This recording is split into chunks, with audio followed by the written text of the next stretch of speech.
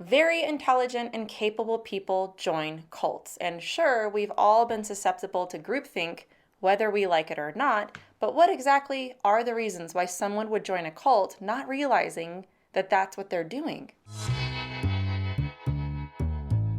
I'm going to share 5 reasons why people might join a cult. I have an entire video that goes much more in depth about cults and mind control that you can find in the description, but it's important to know how smart, sharp, and talented people can find themselves in a cult. My goal with this, hopefully, is this will help shed light on why otherwise rational people might find themselves drawn into the orbit of a cult. The first thing is a sense of belonging. Human beings are wired for connection. We are created for this. We thrive when we feel like we're part of a community, like we belong somewhere. What cults will do is often they'll capitalize on this innate need by offering a ready-made sense of belonging. They present themselves as tight-knit families where everyone shares common goals, values, and experience. This can be especially appealing to people who feel isolated, lonely, or disconnected from mainstream society. Cults provide a sense of connection and acceptance that can be incredibly enticing for those craving social connection. Now, this also plays a part in reason number 5, which I will get to shortly, but we see this aspect throughout all of society, not just in cults. As I said before, this is a normal, natural human need to feel connection and belonging in your community, and isolated, this is not a bad thing. But this can turn unhealthy when we're vulnerable and desperate for connection. A healthy sense of belonging, in my opinion, doesn't necessarily rely on people on the outside, right? But more of a healthy sense of yourself. And I'm not talking about like self-help techniques or toxic self-love, but a healthy sense of yourself that doesn't make you behave in destructive ways and look for meaning in empty places. You wake up most days with a sense of looking forward to your life, happy to be who God made you. Your group of friends or people close to you are very important to you, but they don't necessarily define your identity or what's true. That's not the case with someone who craves a sense of belonging in a desperate way. I think of, like the bully in school or the mean girl and how they always seem to have their tribe of followers that just live to please them because they're terrified to be rejected. They find meaning in this group of friends, but it's very toxic. The problem is that they just want to belong somewhere, but they haven't grown emotionally to understand what healthy boundaries look like. So I carry this over to the idea of wanting to belong and how some people can and are manipulated into cults, not just religious ones, but social and political ones as well. Reason number 2, their search for meaning. Important questions like, what's the meaning of life? Or what's my purpose?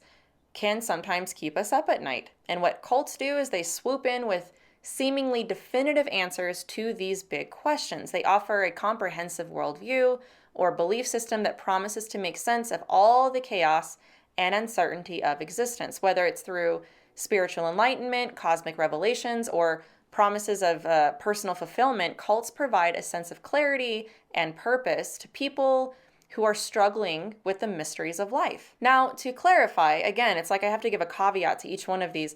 It's important to understand that quite literally every worldview, from atheism to Christianity to secular humanism, tries to answer these questions. This, of course, does not mean that they are a cult. People can be wrong about these questions, but it doesn't mean that this alone determines if they are exhibiting cult-like behavior.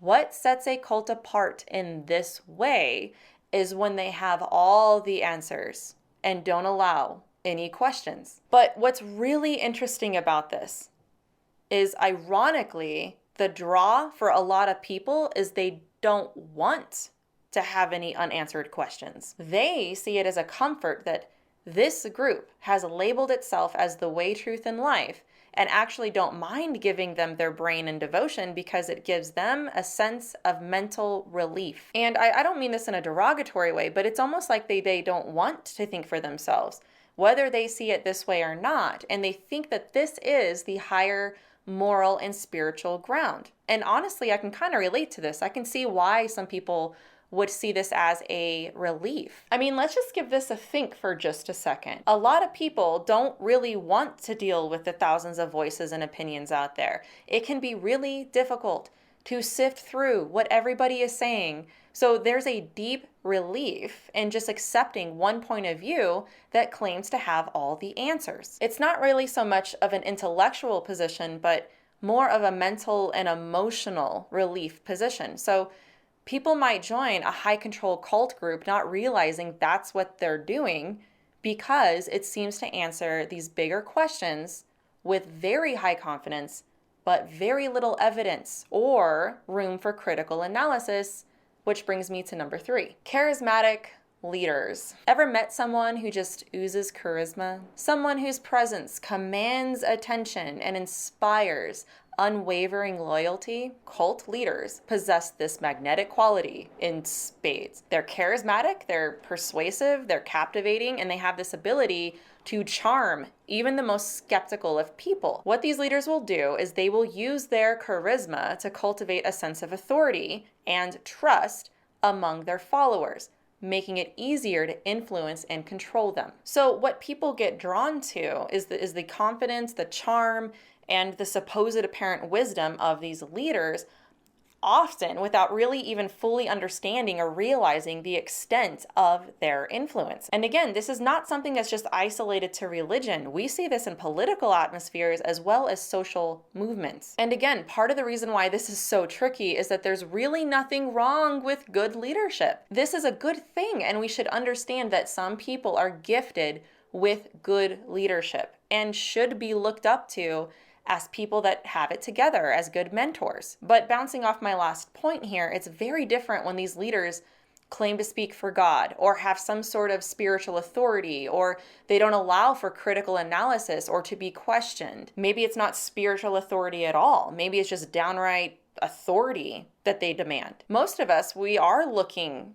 for a leader or a mentor of some kind. And when somebody comes with a presence of authority and seems to have influence on a large group of people because they look like they're going to fix everything, then this is a very big reason why someone might be influenced by what they have to say and what they teach. It can be very difficult to speak to somebody about this person or leader because they look up to them so much and they can do no wrong. Now, on the other hand, it's very different if somebody's like objectively wrong about their analysis or maybe unfair or harsh or whatever, and we can defend somebody in that regard, but that's not really what I'm talking about here. Maybe you have somebody that's like a type of mentor for you. It doesn't mean you're in a cult if you respect them and trust their advice.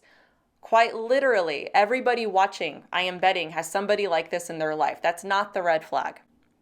The red flag is when that leader can do no wrong, and your devotion to them is toxic, unbalanced, and dangerous. The red flag is when you don't care what's true because it would destroy the image you have in your mind about the leader because your beliefs are intertwined with who they are and who they say they are. Let's say that they are proven beyond a doubt to be liars, to be immoral, then that will crash your beliefs because everything is built on them and their ideology.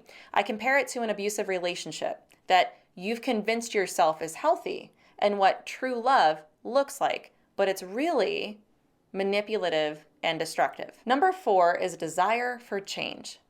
We are creatures of habit, but we also crave novelty and excitement. Cults offer a tantalizing promise of transformation, a chance to break free from the boring ways of everyday life and embark on a journey of personal growth, spirituality, and discovery. It could be through immersive spiritual practices, radical lifestyle changes, the pursuit of a higher purpose. Whatever it is, cults provide an opportunity for people to reinvent themselves and embrace a new identity. Now imagine those feeling stuck or dissatisfied with their current circumstances. The prospect of change can be incredibly appealing. And what some cults will do is they'll present an idealistic vision of society and the promise to create a better world based on their beliefs, attracting people who are drawn to the idea of a utopian community. We can see this with extreme political activism to legalistic and rigid religions. It's all about the works and actions towards a better society. And again, this isn't a bad thing in and of itself. This is good, and we should want what's true and good and right to thrive in our society. But the problem is that it's not reality or truth that's determining what's good, true, and right. It's the cult that decides these things because they're the ones with the power. For example, this is why totalitarian governments are cults in this regard, because moral and societal truth are dictated by them. But hey, at least there's equity and peace finally. And they've probably done away with gender too. The last reason number 5, is vulnerability and manipulation. This one's a little bit tougher, maybe a little darker, but it's a crucial factor in understanding why people join cults. By exploiting vulnerabilities and using undue influence, cults are able to exert control over their members and maintain their power structure. In other words, you're more likely to join a cult if your life is out of control, you're depressed, just experienced a tragedy, or tend to be a people pleaser. Cults will train their members to target vulnerable people who are going through a difficult time in their lives. They don't see it that way though. They see it as doing you a favor because they have all the answers. They can help you, whether it's trauma, grief, loneliness, a sense of not having any purpose.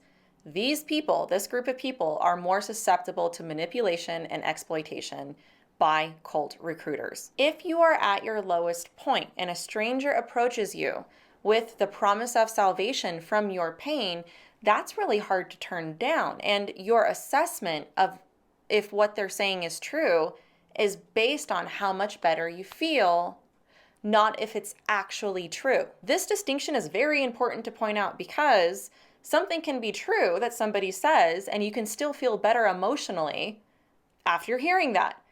But what's unfortunate is that most people, especially women, don't gauge what's true based on reality, but by how they feel. It's like they don't want the answers. They want an escape, and a cult can offer them that. Recruitment to a cult through preying on your vulnerabilities and feelings is quite powerful because then the person who has emotional struggles looks to the group to fulfill them. This is why people pleasing can end up being a huge issue. It can be very hard to say no and have healthy boundaries. So what you end up doing is you end up looking to them to feed your emotional neediness, and you want to make them and the group happy. And the more you perform well, the more they affirm you, which leaves you wanting more and more of their affirmation and approval. Then there's love bombing. This is a cult tactic where new recruits are completely showered with flattery, compliments, gifts, and give them a feeling that they are extremely accepted and loved. I mentioned this before with leadership, but what I see with cult-like love bombing is a narcissistic, toxic relationship. Think of a man or a woman who's desperate to be loved and someone preying on that. They exploit that. In this way, critical thinking is not the priority. Being accepted is. This, by the way, can also give us insight on why a lot of teenagers tend to join social groups and fall for societal trends and contagions that promise them complete love and acceptance in exchange for their devotion, activism, and minds. Truth, then, is associated with what this group or leader says because it has the facade of what love, tolerance, and acceptance are. They end up becoming incredibly codependent with the group, and it's their biggest fear to be kicked out. I've seen this personally with Jehovah's Witnesses. If there's a deep emotional connection, it's harder to reach them with what's actually true. Also, side note, this, by the way, is why a lot of churches might use more emotional means to get you through the door to keep you coming back. But that's another video. Or book.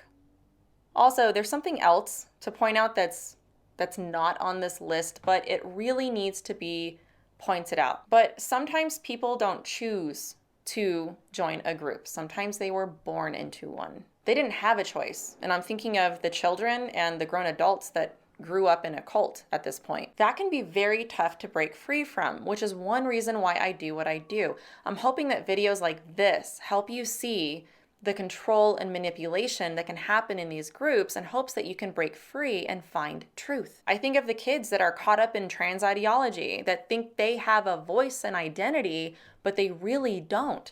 I think of the person who trains their kid to look to their political party's politician as the messiah of the country who will save us from all of our problems. I think of the Jehovah's Witness kid who's indoctrinated with the cruel and unbiblical teachings of the religion. And I don't care if it's religious, social, or political. Nobody should be forced or coerced into something that denies basic reality, critical thinking, or makes you lose your friends and family if you start questioning or have a different belief. Let me elaborate a little bit more here on indoctrination. Let me give you the definition, okay? It's the process of teaching a person or group to accept a set of beliefs uncritically. It often involves instilling specific ideas, ideologies, or principles, often with the aim of promoting a particular agenda or worldview.